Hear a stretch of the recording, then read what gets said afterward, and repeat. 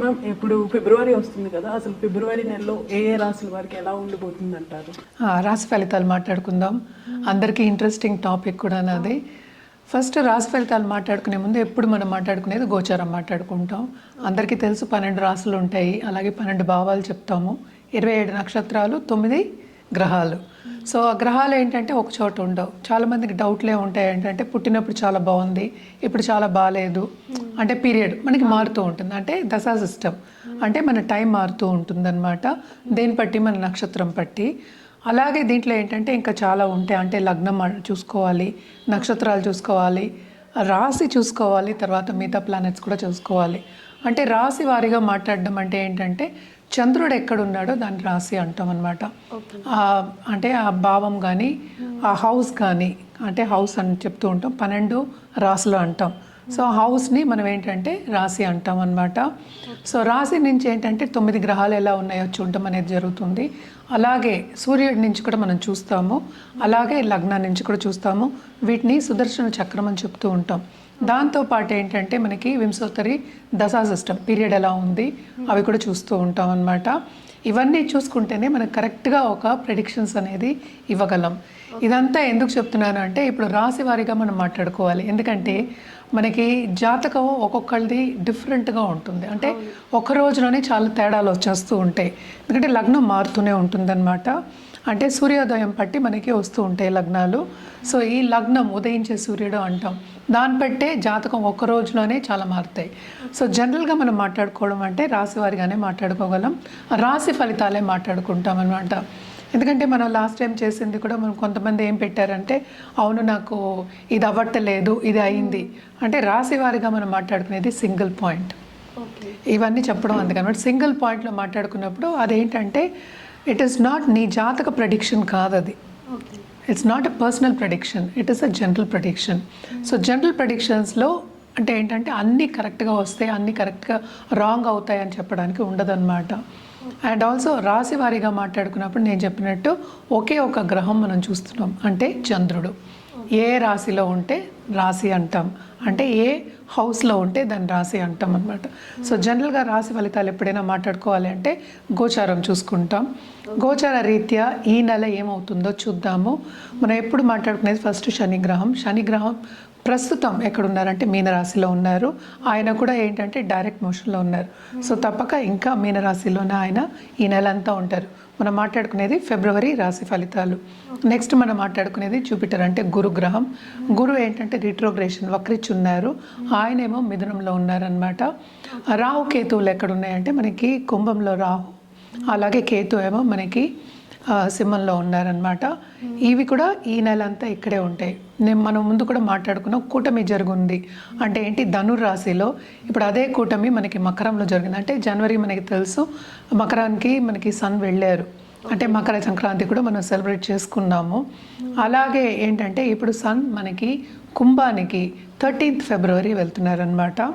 అలాగే కుజుడు మనకి 23rd ఫిబ్రవరికి వెళ్తున్నారు, ఎక్కడికి మనకి కుంభానికి వెళ్తున్నారు. అలాగే మెర్కురీ అంటే బుధుడు 3rd ఫిబ్రవరికి కుంభానికి వెళ్తున్నారు. అలాగే శుక్రుడు 6th ఫిబ్రవరికి కుంభానికి వెళ్తున్నారు. సో కుంభంలో నేను చెప్పినట్టు మనకి మేజర్ గ్రహం అంటే రాహు గ్రహం ఉంది. అంటే మనం చూస్తున్నాం కూడా మనకి బయట చాలా ప్రపంచ యుద్ధాలు వస్తాయని, అన్ని రేట్లు ఎక్కువ అవడం కానీ, ఫారిన్ పాలసీస్ మారడం కానీ ఇవన్నీ కూడా జరుగుతున్నాయి. సో కొంతవరకు ఏంటంటే ఫారిన్ ట్రిప్స్ కానీ, ఫారిన్ లెట్స్ వెళ్ళాలి, అక్కడ సెటిల్ అవ్వాలి అనుకున్న వాళ్ళందరికీ కానీ, లేకపోతే అక్కడ ఉద్యోగం చేసిన వాళ్ళందరికీ కానీ, లేకపోతే బిజినెస్ చేసే అందరికీ కానీ మిశ్రమ ఫలితాలు, అలాగే గవర్నమెంట్ పాలసీస్ మీద ఆధారపడి ఉంటుందన్నమాట. సో కొంతవరకు కొన్ని రాసుల వారికి చాలా బాగుంది, కొన్ని రాసుల వారికి ఎప్పటిలాగే అంత బాగుండదు అని చెప్పడం జరుగుతోంది. అదొకటి కాకుండా అందరికీ ఏంటంటే శని వస్తే చాలా భయపడుతూ ఉంటారు. అంటే ఏలినాటి శని ఎవరెవరికి ఉందో అనేది ఫస్ట్ మాట్లాడుకుందాం. అంటే కుంభరాశి వాళ్ళకి లాస్ట్ ఘట్టం, అంటే లాస్ట్ 2.5 ఏళ్ళు, అంటే 2.5 ఏళ్ళకి ఒకసారి మనకి శని మారుతూ ఉంటాడు. సో లాస్ట్ ఘట్టం ఇంకా 1 సంవత్సరంన్నర ఉందన్నమాట. అలాగే మీనానికి ఏంటంటే 2వ ఘట్టం, అలాగే మేషానికి 1వ ఘట్టం. సో జనరల్గా మనం చూసాము అంటే ఇబ్బంది పడ్డం దేంట్లో, ఫైనాన్షియల్ సిచ్యువేషన్స్లో ఈ 3 రాసే వాళ్ళు ఇబ్బంది పడే మనకి సూచనలు ఇక్కడ కనిపిస్తున్నాయి. జనరల్గా ఎప్పుడు మనం చెప్పే పరిహారాలు ఏంటంటే నవగ్రహాల చుట్టూ ప్రదక్షిణ చేయండి అని ఎప్పుడు చెప్తూనే ఉంటాను నేను. అది ఒక్కొక్క రాశి మాట్లాడినప్పుడు ఏమవుతుందంటే ఏ రోజు చేయాలి అనేది మనం చూడొచ్చు అనమాట.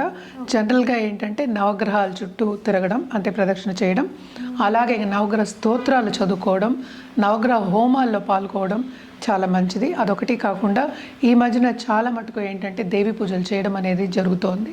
సో దేవికి మించిన మనకి ఏమి శక్తి మనం చెప్పలేమన్నమాట. అన్నిటికన్నా మించిన శక్తి అని చెప్తూ ఉంటాము. సో దేవి పూజలు చేసిన వాళ్ళు ప్లీజ్ కంటిన్యూ చేయండి. And it is very good ఈ మంత్ చేయడం కూడా. అలాగే మనకి శివరాత్రి కూడా వస్తోంది. సో శివుడి గురించి కూడా మనం మాట్లాడుకోవాలి. సో ద్వాదశ జ్యోతిర్లింగాలను వెళ్ళి దర్శించుకోవడం కానీ, అలాగే ఆధ్యాత్మికంగా గడపడం కానీ ఈ నెల చాలా మంచిది. ఎందుకనంటే శివరాత్రి రోజు అంటే మాస శివరాత్రి అంటే చతుర్దశి రోజు కూడా చాలా చాలా మంచిది. ఆ ఎనర్జీ అనేది ఏంటంటే సెల్ఫ్ హీలింగ్కి, సెల్ఫ్ ఇంప్రూవ్మెంట్కి, అలాగే ఏంటంటే మెడిటేషన్ చేయడానికి ఎనర్జీస్ అంటే ఏంటి మన ఎనర్జీస్ సరౌండింగ్ అస్ అంటే ఏంటి యూనివర్స్ ఎనర్జీస్ అనేవి సహకరిస్తాయి. చాలా పాజిటివ్ ఎనర్జీ ఉంటుంది. సో తప్పక ఏదైనా సరే మన శివరాత్రి పండగ కింద కాకుండా మనం ఏంటి self healing, self questioning, self improvement and also ఆధ్యాత్మికంగా గడపడానికి మనం చెప్తాం. అంటే ఏంటి పేషెన్స్గా ఉండడం, అలాగే సాలిట్యూడ్ సైలెంట్గా ఉండడం, సైలెన్స్లోనే మనం ఏంటి ధ్యానం చేసుకోవడం, ఇవన్నీ చెప్తూ ఉంటాం. అదంతా ఎందుకు మనం సరిదిద్దుకోవడానికి, మనకి ఏం కావాలో అని ఫస్ట్ తెలుసుకోవడానికి. అంటే ఏంటి మనం లోపల ఏముంది అంటే ఏంటి మనలో ఉన్న జీవుడికి ఏం కావాలి, మనకి ఏం కావాలి లైఫ్లో అని తెలుసుకోవడానికి అండ్ ఆల్సో ఆధ్యాత్మికంగా స్పిరిచువల్ గ్రోత్ ఉండడానికి చాలా మంచిది. అదే ఈరోజు కూడా ఏంటంటే ఉపదేశం తీసుకోవడం అనేది కూడా చాలా మంచిదన్నమాట. సో తప్పక ఉపదేశం తీసుకోండి.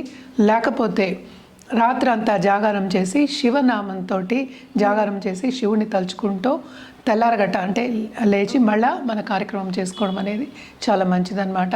అందుకనే ఈరోజు కూడా ఎక్కువ ఏంటంటే మన ప్రసాదాలు కూడా చెప్పాము.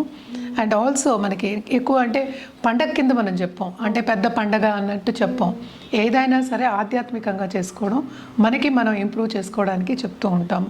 సో జనరల్గా ఏంటంటే నీళ్ళు పాలు ఏంటంటే శివుడికి ఏం వేస్తాం, ఇవే వేస్తాం, పళ్ళు ఇవే ఉంటాయి ఎక్కువ. ఇది అన్న పాయసాలు లేకపోతే పరవానాలు అంటే అరిసెలు ఇలాంటివి పెద్ద పండగ కింద మనం తీసుకోకుండా ఆధ్యాత్మికంగా స్పిరిచువల్ గ్రోత్ గురించి మనం ఆలోచించుకుని, ఎందుకంటే ఇది కూడా వెరీ ఇంపార్టెంట్ లైఫ్కి కనుక తప్పక ఆలోచించుకుని ముందుకెళ్ళడం అనేది చాలా మంచిది. నేను ఫిబ్రవరి నెలలో వృశ్చిక రాశి వారికి ఎలా ఉండబోతుందంటారు? వృశ్చిక రాశి వాళ్ళకి చాలా బాగుంటుందని చెప్పాలన్నమాట. ఎందుకంటే ఈ రాశికి అధిపతి ఎగ్జాల్టేషన్ పొజిషన్లో ఉన్నారు, 3rd హౌస్లో ఉన్నారు. కానీ కూడా ఇప్పుడు వెళ్ళేది ఏంటి 4th హౌస్కి వెళ్తున్నారు ఈ నెలలో. సో తప్పక ఏంటంటే కంఫర్ట్ లెవెల్ అనేది పెరుగుతుంది. కంఫర్ట్ లెవెల్ పెరగాలి అంటే తప్పక ఫైనాన్షియల్ సిచ్యువేషన్ పెరగాలి. సో తప్పక ఏంటంటే మంచి ఆపర్చునిటీస్ వచ్చే ఛాన్సెస్ ఉన్నాయి. దేంట్లో వాళ్ళు చేసే పనిలో కానీ వాళ్ళ కెరియర్లో కానీ తప్పక మంచి ఆపర్చునిటీస్ వస్తాయి. అండ్ ఆల్సో నిరుద్యోగులు కూడా ఉద్యోగ అవకాశాలు అనేవి వస్తాయి అన్నమాట. అధిపతి మనకు తెలుసు, మనకి కుజుడయ్యారు. కుజుడేమో ఏంటంటే ఎగ్జాల్టేషన్ పొజిషన్లో ఉన్న మకరంలో ఉన్నారు. అలాగే ఏంటంటే సన్తో పాటు ఉన్నారు. అంటే గవర్నమెంట్ రంగంలో ఉన్న వాళ్ళకి చాలా బాగుంటుంది. అండ్ ఆల్సో మనం చూసామంటే ఆయన 10th లార్డ్ కూడా అయ్యారు. సో తప్పక కెరీర్ డెవలప్మెంట్ అనేది గవర్నమెంట్ రంగంలో బాగుంటుంది. అలాగే పై వాళ్ళు అంటే ఏంటి ఎవరైనా ఇప్పుడు ఓనర్స్ ఉంటారు, ఓనర్స్ కింద మనకి కన్సల్టెంట్స్ ఉంటారు, డైరెక్టర్స్ ఉంటారు, ఆ లెవెల్లో ఉన్న వాళ్ళకి తప్పక చాలా బాగుంటుంది. అలాగే పొలిటికల్ కెరియర్లో ఉన్నవాళ్ళు, నా కెరియర్ పాలిటిక్స్ అనుకున్న వాళ్ళకి కానీ, పొలిటికల్గా వాళ్ళు యాక్టివ్గా ఉన్న వాళ్ళకి కానీ, అలాంటి వాళ్ళకి లేకపోతే కార్యకర్తలకు కానీ తప్పక గుర్తింపు అనేది ఎక్కువ అవుతుంది నెల అని చెప్పాలి. ఎందుకంటే కంఫర్ట్ లెవెల్ అనేది పెరగాలి. వాళ్ళు చేసే స్కీమ్స్ కానీ కార్యాలు కానీ తప్పక సక్సెస్ అయ్యే ఛాన్సెస్ మనకి ఎక్కువ కనిపిస్తున్నాయి అన్నమాట. అండ్ ఆల్సో అన్నిటిలోనూ వాళ్ళు చురుగ్గా పాల్గొంటారు, ఎందుకంటే ఆ ఎనర్జీ కూడా ఉంటుందన్నమాట. సో అదే మనం చూసాము అంటే మళ్ళా కలయిక 5 ప్లానెట్స్ కలయిక మనకి ఏంటంటే కుంభంలో జరగబోతోంది. సో అన్ని ప్లానెట్స్ అక్కడికి వెళ్తున్నాయి కనుక తప్పక ఏంటంటే కంఫర్ట్ లెవెల్ తప్పక చాలా బాగుంటుంది ఈ నెల అంతా.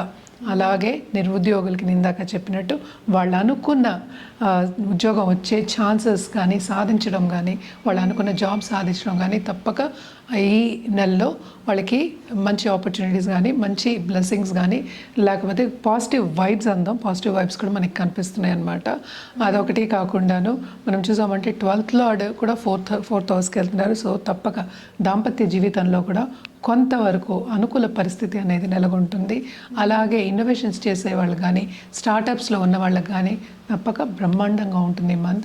విస్తరింపు అనేది చాలా ఎక్కువ ఉంటుందనే చెప్పాలి. అలాగే మనం చూసామంటే మన హెల్త్ రీత్యా చూసామంటే కూడా కొంతవరకు ఏంటంటే చాలా బాగుంటుంది, వీళ్ళకి కామ్గా ఉండే ఒక మంత్ కింద మనం చెప్పుకోవాలన్నమాట. ఏంటంటే ప్రాపర్టీ ఇష్యూస్ వచ్చే ఛాన్సెస్ మాత్రం మనకి కొంచెం కనిపిస్తున్నాయి. ఎందుకంటే జూపిటర్ యాజ్ సెకండ్ లార్డ్, ఆయనేమో 8th హౌస్లో ఉన్నారు. ఆయన ఏంటంటే నెక్స్ట్ మంత్కి ఎక్సాల్టేషన్ పొజిషన్కి వెళ్తున్నారు. సో ఏదైనప్పటికీ ఈ సంవత్సరం అంతా నేను ముందే చెప్పాను, వృశ్చిక రాసే వాళ్ళకి చాలా బాగుంటుందని చెప్పాలి. ఇంకోటి చెప్పవలసింది ఏంటంటే కాంపిటేటివ్ ఎగ్జామ్ రాసిన వాళ్ళు, అలాగే రిజల్ట్ ఎక్స్పెక్ట్ చేసే వాళ్ళకి తప్పక మంచి రిజల్ట్స్ వచ్చే ఛాన్సెస్, వాళ్ళు అనుకున్నది సాధించే ఛాన్సెస్ ఈ నెలలో especially second half of this month మనకి కనిపిస్తుంది అనమాట. సో తప్పక ఏంటంటే ఏదైనా ఇన్వెంటర్స్ కానీ ఇన్వెన్షన్ చేసిన వాళ్ళకి కానీ తప్పక గుర్తింపు అనేది చాలా ఎక్కువ ఉంటుంది, బాగుంటుందనే చెప్పాలి. దాంపత్య జీవితంలో కూడా కొంతవరకు అనుకూల పరిస్థితి అనేది నెలకొంటుంది. కొత్తగా పెళ్లి కావాలి అనుకున్న వాళ్ళందరికీ మంచి chances second half of this month అయ్యే ఛాన్సెస్ కూడా ఉన్నాయన్నమాట. ఏదైనప్పటికీ వ్యక్తిగత జాతకం మీదే ఆధారపడి ఉంటుందన్నమాట. సో తప్పక వీళ్ళు కూడా బాగా గట్టిగా పరిహారం చేస్తే ఇంకా బాగుంటుంది. అంటే సుబ్రహ్మణ్య స్వామికి కంటిన్యూస్గా పూజ చేయడం మంచిది, లేకపోతే మంగళవారం గుడికి వెళ్ళి పాలాభిషేకం చేసుకోవడం మంచిది అనమాట.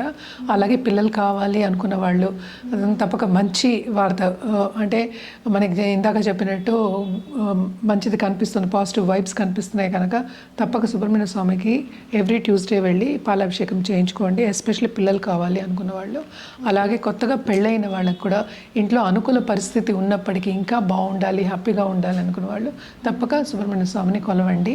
లేని పక్షాన్ని దేవిని అంటే దుర్గాదేవిని కొలవడం అనేది చాలా చాలా మంచిదన్నమాట. సో కంటిన్యూస్గా కొలవండి, ఇంకా మంచిది. అట్లీస్ట్ ఒక తైల దీపం పెట్టుకుని పూజ చేయండి, దుర్గా అష్టోత్తరం చదువుకోండి, లేకపోతే సప్తశతి చదువుకోండి, చాలా చాలా మంచిది. అండ్ కలర్స్ విషయానికి వస్తే కనుక తప్పక వీళ్ళు రెడ్ వాడడం అనేది చాలా మంచిదన్నమాట. రెడ్ అలాగే ఏంటంటే మనకి గోల్డ్ వాడడం చాలా మంచిది, మంచి కాంబినేషన్. అంటే డార్క్ రెడ్ నేను చెప్పేది, లైట్ రెడ్ కాదు. అలాగే ఆరెంజెస్ రెడ్ కూడా వాడడం అనేది మంచిదన్నమాట. ఎప్పుడు వేసుకోవాలి, ఇప్పటికైనా సరే ట్యూస్డే వేసుకుంటే ఇంకా ఎనర్జీ అంటే పాజిటివ్ ఎనర్జీ అనేది మనకి ఎక్కువ అవుతుంది కనుక తప్పక వాడండి, మంచిది. రుద్రాక్ష విషయానికి వస్తే కనుక తప్పక నవముఖి రుద్రాక్ష వేసుకోవడం మంచిది. దాంతోపాటు దశముఖి కూడా వేసుకోవచ్చు అనమాట. దాంతోపాటు ఏంటంటే త్రయోదశముఖి కూడా వేసుకోవడం మంచిది. ఏదైనా సాధించాలి అన్నప్పుడు మనకి పాజిటివ్ ఎనర్జీ కావాలి. అలాగే ఏంటంటే శివుడు అంటే మనకి తెలుసు కదా, శివశక్తి ఎనర్జీ కొంతవరకు మనకు కావాలి అన్నప్పుడు ఈ రుద్రాక్ష అనేది వాడడం జరుగుతుంది. తప్పక ఏదైనప్పటికీ జాతక రీత్యా మనకి ఇవ్వడం జరుగుతుంది. జాతకం చూసిన తర్వాత ప్రిస్క్రైబ్ చేసుకుని వేసుకోవడం అనేది ఇంకా మంచిది. అలాగే ఏంటంటే ఎనర్జైజ్డ్ రుద్రాక్ష వేసుకోవడం ఇంకా మంచిదన్నమాట.